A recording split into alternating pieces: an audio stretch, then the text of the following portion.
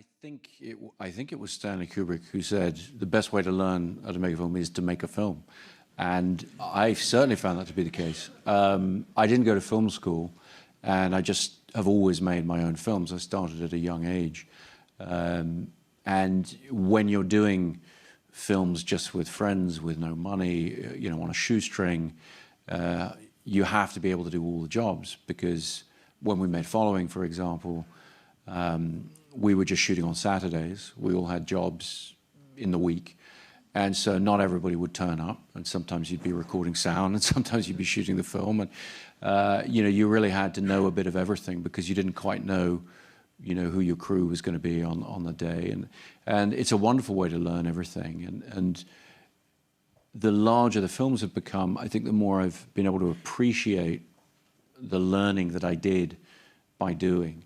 And I know enough about every job on set to sort of be a pain in the arse to everybody, you know, just enough to not say I can do your job, but just to give them an idea that I'm paying attention to what they're doing and that I'm asking for a particular approach.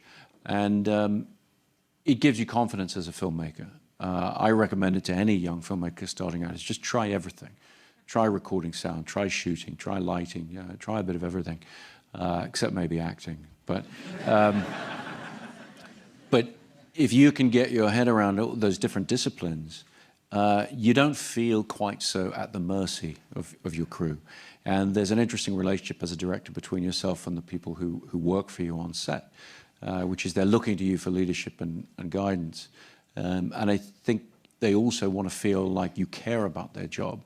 And I think one of the ways of showing somebody that you care about their job, you know, is to know about it and be able to engage in a conversation with the sound department about microphones and which microphones they're using and things like that.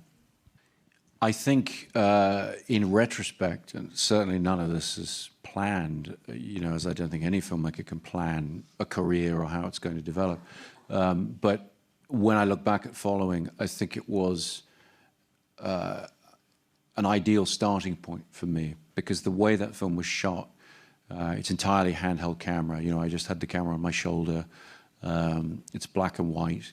I really just took the view of using existing light wherever possible, and so I would follow the actors around. I would get them to rehearse the scene. We rehearsed for months and months and months before we shot anything, because we didn't have money for more than a couple of takes, 1 or 2 takes.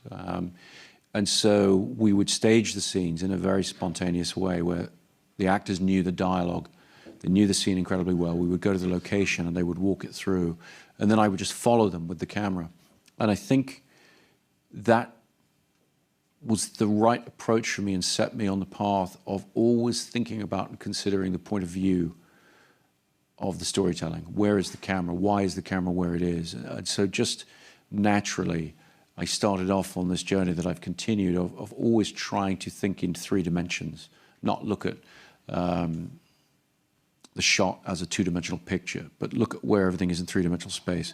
That's why I don't use a monitor on set to this day. I just stay by the camera, because I want to see where things are in 3-dimensional space, and then place the camera according to my idea of what the point of view is.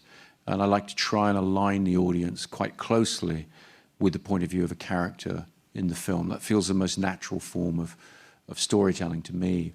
And it's very well suited to